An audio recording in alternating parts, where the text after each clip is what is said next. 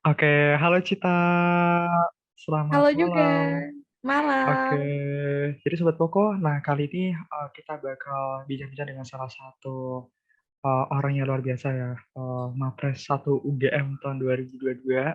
Nah langsung aja nih, namanya Cita Amalia Husna. Nah, untuk kenalan langsung dengan Cita, mungkin ini ya, Cita bisa kenalan dulu sama teman-teman Koko gitu di podcast episode kali ini. Silakan buat Cita. Oke, halo teman-teman pokok semuanya. Kenalin, aku Cita Amalia Husna. Santai aja manggilnya Cita aja, nggak usah pakai K gitu ya. Currently aku di akuntansi Universitas Gadjah Mada angkatan 2019. Jadi it makes me like semester 6 ya sekarang ya. Dan kebetulan kemarin aku juga terpilih menjadi mahasiswa berprestasi 1 UGM. Jadi salam kenal ya semuanya ya. Oke, salam kenal Cita. Nah, ini nih, Mapres itu kan sibuk banget ya. Nah, aku pengen tahu nih, kesibukan seorang Mapres, Mapres 1 GM tahun 2022 itu sekarang apa aja sih gitu? Nah, mungkin bisa diceritain Cita. Oke, jadi kalau misalnya kesibukan aku sekarang mungkin karena aku masih kuliah juga ya, tahun ketiga, ya biasa sih sama kayak kalian semua, kesibukan yang paling utama adalah belajar gitu ya. Apalagi semakin kita ke atas gitu, walaupun mata kuliahnya semakin dikit, gitu, tapi kayak mata kuliahnya juga semakin susah ya. Jadi ya mau nggak mau harus belajar, itu yang pertama. Kemudian yang lain itu aku juga kebetulan sedang magang nih di investment banking JP Morgan Chase Co. Programnya Asia Analyst Development Program itu semacam kayak manajemen trainee gitu ya. Kebetulan di Currencies and Emerging Market Operation. Terus kesibukan yang lainnya mungkin lomba. Lomba kebetulan lagi ongoing 3 juga, investment banking, case competition, and also kayaknya mau masuk ke apa ya, ISAI competition I think ya. Dan mungkin last but not least itu sekarang lagi mempersiapkan buat tahap Mapresnas, mahasiswa berprestasi nasional. Sekalian minta doanya ya teman-teman ya, soalnya masih seleksi nih, jadi kayak minta doanya lah semoga dilancarkan gitu. Oke, amin, amin. Kan representatif UGM kan ya. Aku pengen tahu deh, kamu ada ekspektasi ini nggak sih? Atau ini nih, kan sebagai seorang Mapres, apalagi mewakili UGM gitu kan, perasaan kamu, nah perasaan kamu ketika, apa ya, saat ini posisi kamu sebagai Mapres itu, terbebani nggak sih? Atau lebih enjoy gitu, malahan sebagai Mapres? Oke, jadi kalau misalnya aku ngomong terbebani atau enggak, ya tentunya terbebani ya, apalagi ngebawa nama UGM gitu ya. Bisa dibayangin gitu kalau misalnya jadi representasi mahasiswa gitu, sarjana di bidang nasional membawa nama UGM, mungkin ya bebannya itu cukup berat ya. Terlebih kan aku harus seleksinya itu nggak cuma kayak aku submit something gitu, tapi aku juga harus take video profile, aku harus bisa wawancara yang baik dan benar, gagasan kreatif dan seterusnya gitu. Jadi kalau misalnya terbebani atau enggak ya mungkin cukup, tapi aku try to enjoy myself dalam mengerjakan itu karena aku rasa kalau misalnya aku malah kayak pusing gitu terbebani gitu malah jadinya itu nggak menang biasanya ya. Jadi kayak ya udah santai aja, kita coba yang terbaik dari aku. Kalau aku merasa itu udah paling baik dari aku, ya udah aku satisfied dan cuma bisa berharap sih, berdoa itu bisa membawa aku ke jalan yang lebih tinggi lagi ya, which is Mapresnas, seperti itu. Oke, Mapres itu merupakan sebuah cita-cita atau bukan sih? Atau targetmu sejak semester 1 tuh Mapres itu, Cita? Kalau dibilang target sih enggak ya, karena aku tuh dulu gini, mungkin sedikit backstory ya, dulu aku tuh SMA itu IPA, pengen banget masuknya itu FK, Fakultas Kedokteran, malah masuknya FEB, akuntansi gitu. Jadi kalau misalnya dibilang apa ya, itu cita-cita atau bukan tuh sebenarnya enggak, karena cita-cita aku tuh cuma pengen survive dengan IP cum laude di FEB gitu. Ternyata aku bisa achieve something more dan aku really enjoy the process. Mungkin kayak aku dari semester 1 tuh iseng-iseng nih coba ikut business plan competition, alhamdulillah menang. Terus kemudian coba lagi essay competition, business case competition dan seterusnya. Ternyata masih bisa ngeimbangin nih lomba dan juga belajar. Masih oke lah, masih stabil nilainya.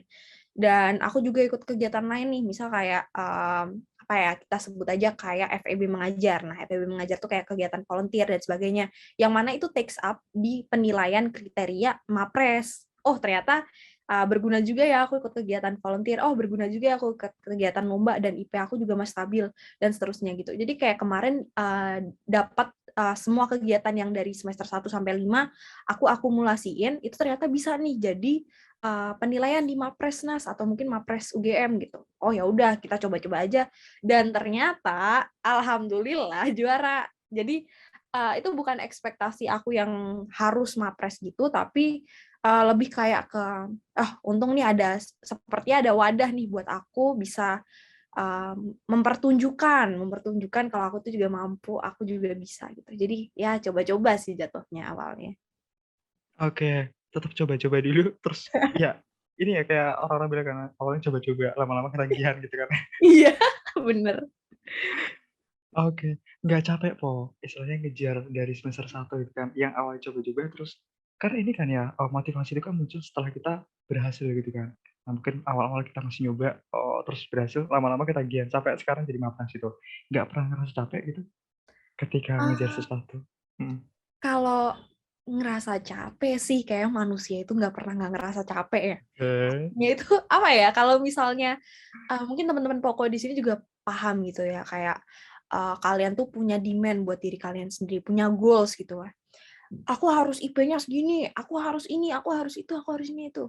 Itu kadang-kadang kita tuh terbebani gitu loh. Bukan dari prosesnya yang kita jalani, tapi terbebani dengan kalau nggak sampai hasilnya sesuai dengan kita, itu kita kayak capek gitu. Jadi menurut aku dibandingkan kita fokus ke tujuan akhir ya walaupun penting ya, tapi bersyukur gitu loh karena kita bisa set gimana sih caranya kita gini gini gini, kita belajar dalam sehari aja buat tugas besok atau buat kuis besok itu menurut aku tuh udah pencapaian yang extraordinary ya.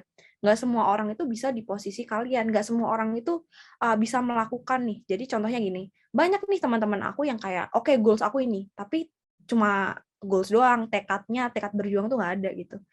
Tapi kalau misalnya kalian memiliki tekad untuk berjuang itu, walaupun hasil akhirnya itu nggak sesuai harapan kalian, menurut aku itu udah bagus gitu. Jadi capek itu pernah, capek itu pasti. Tapi gimana cara kita bangkit lagi dan bersyukur? I think agak klise sih ngomongin bersyukur di sini, karena aku juga yakin kayak bersyukur itu subjektif, tiap orang berbeda-beda. Tapi mungkin kalian bisa cari arti kata bersyukur itu gimana, dan coba memahami lagi apa yang telah kalian perjuangkan selama ini, dan aku rasa itu kalian bisa bangkit lagi dari rasa capek kalian.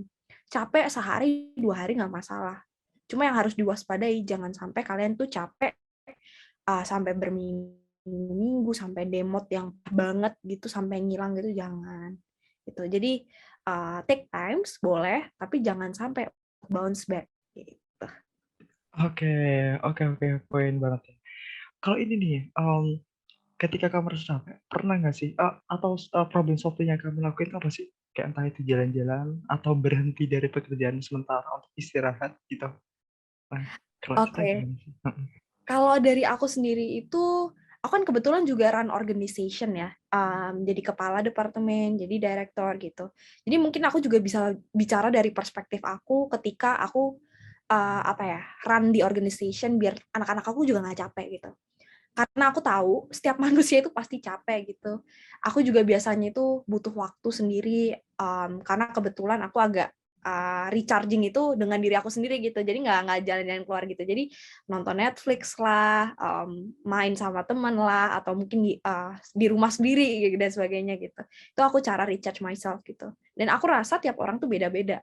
Jadi biar aku biasanya gimana biar teman-teman tuh terakomodasi ketika merasa capek dan sebagainya itu, dari organisasi sendiri aku menerapkan sistem kalau misalnya kamu capek, boleh off dulu sehari 2 hari, tapi nanti harus balik lagi dan sebelum kamu off sehari 2 hari itu kamu harus ngabarin kita nih, biar kamu nggak tiba-tiba hilang gitu.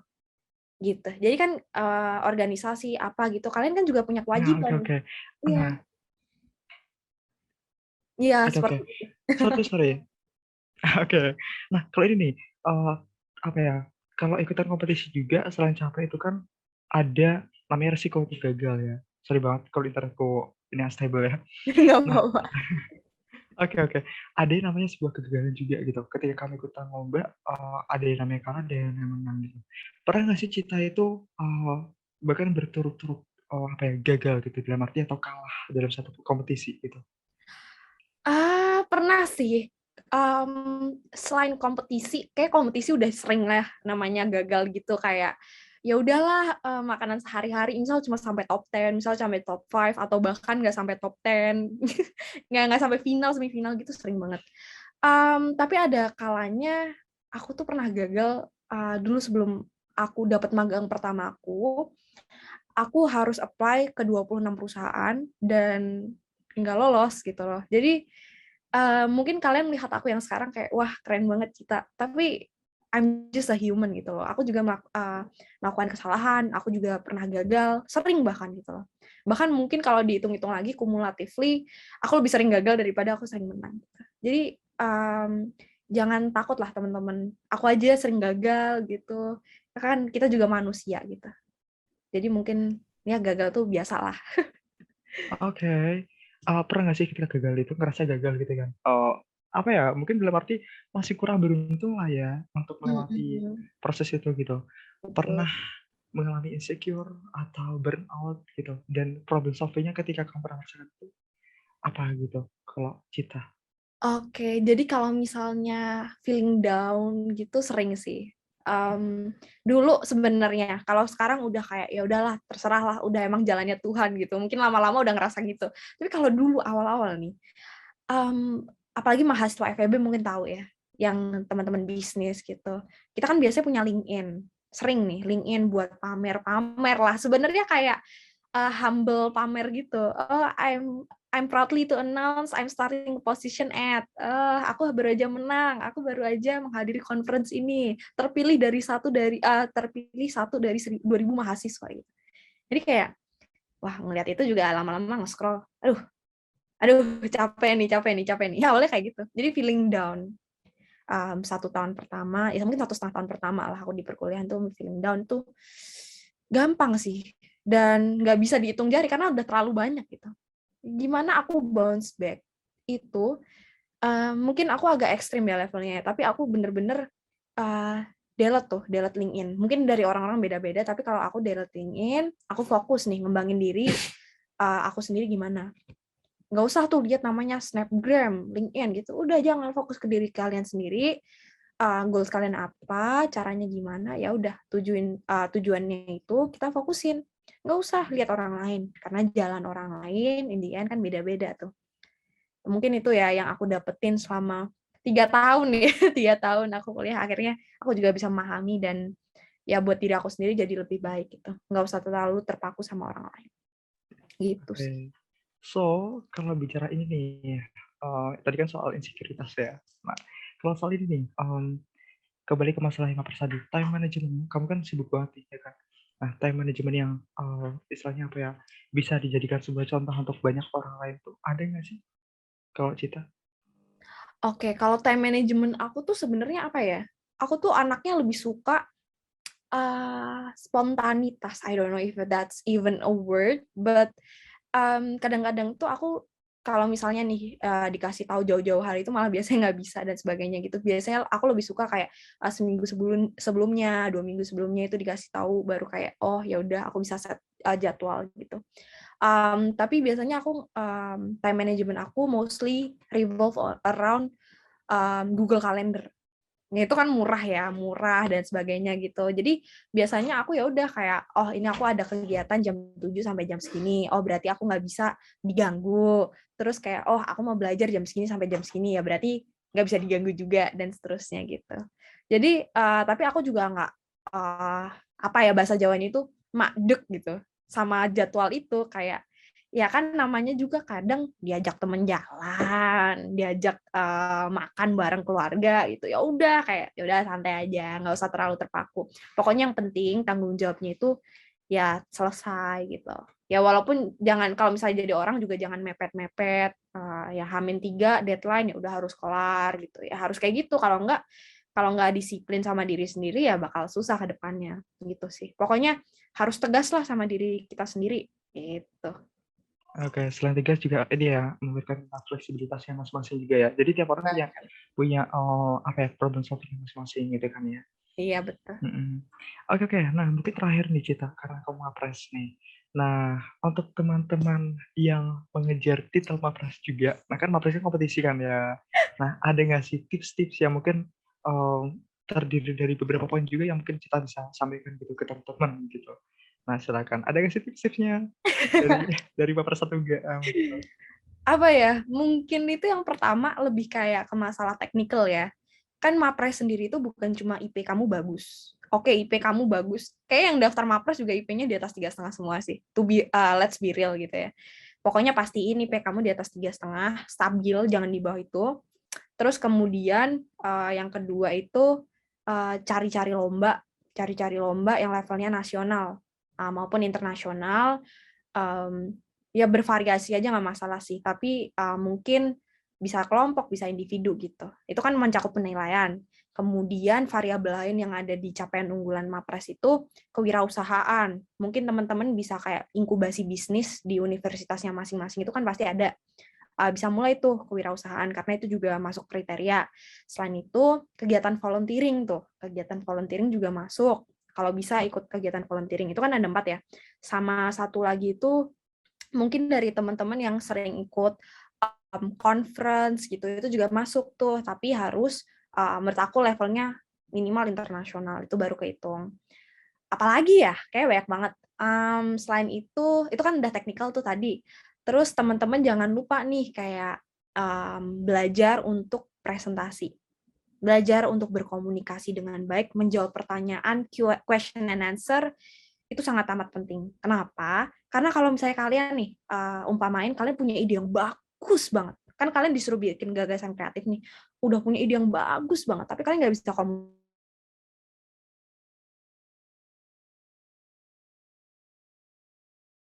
tajam, cara kalian presentasi dalam waktu yang singkat, mungkin 10 menit itu gimana biar tersampaikan nih ke dewan juri. Dan yang terakhir adalah berbahasa Inggris.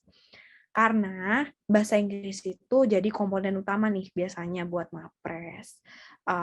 Mungkin belajar presentasi dalam bahasa Inggris, selain itu belajar cara kalian nulis dalam bahasa Inggris dan seterusnya gitu. Jadi banyak banget komponennya gitu. Mungkin kalau misalnya lebih kepo lagi, boleh banget nih nanti langsung aja chat lewat Instagram atau mungkin lewat apa gitu nanti ya santai aja gitu. Oke, oke itu tipsnya tentang teknikal. Berarti kan intinya lebih ke ini nggak sih, baca buku panduannya. Itu semua kan yang kamu sebutin ada di buku panduan kan ya? Betul banget, iya. Atau dan ini teman-teman kalau boleh aku cerita juga, kemarin waktu waktu Supercamp 2GM juga emang kelihatan sih, udah diduga juga kan ya.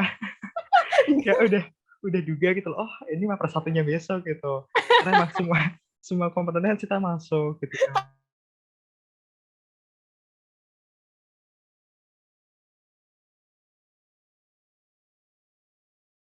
Apa yang ngejar titel Mapres juga itu kan. Kan kompetisi, namanya kompetisi pastinya ada penilaiannya gitu.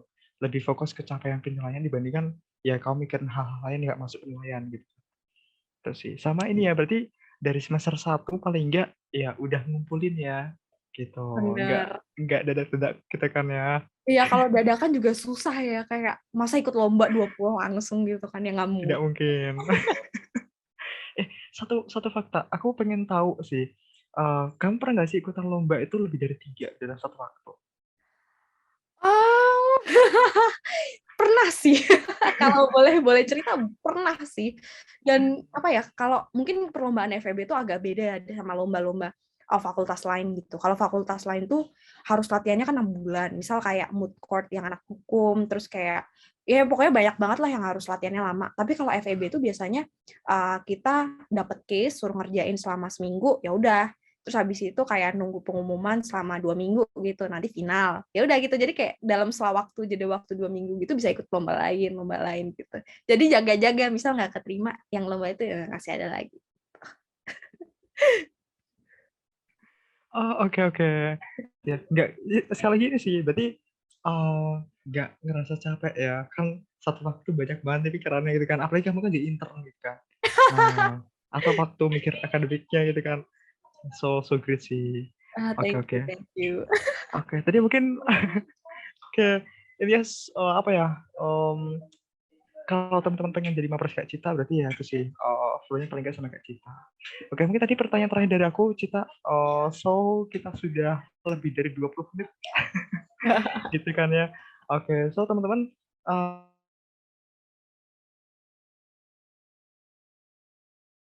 lebih ke closing statement dari Cita gitu untuk teman-teman.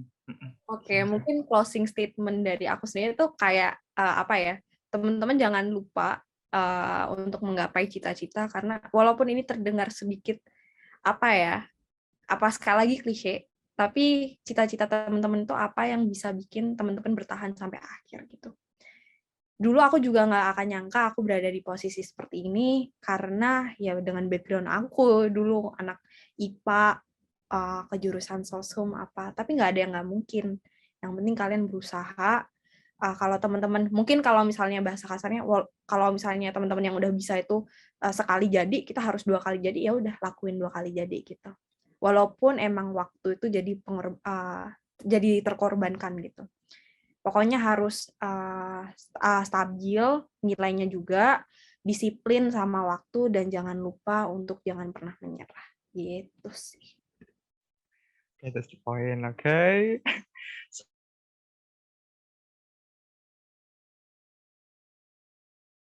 Harapannya episode kali ini bisa menginspirasi banyak teman-teman, utamanya untuk Sobat Poko sendiri, dan khususnya juga bagi yang pengen sama kayak Cita, atau bahkan ya jadi versi diri mereka sendiri-sendiri, tapi titelnya sama gitu ya, Mapres gitu kan ya. Oke. Oke, terima kasih banyak Cita atas waktunya, atas kesempatannya. Next kita bisa jumpa lagi. Kayak gitu Sobat Poko, sampai jumpa di episode selanjutnya. Jangan lupa untuk nantikan video video selanjutnya di YouTube-nya Poko gitu ya, Akademi Poko Indonesia. Oke, terima kasih Cita. Thank Oke, you. selamat malam. Malam.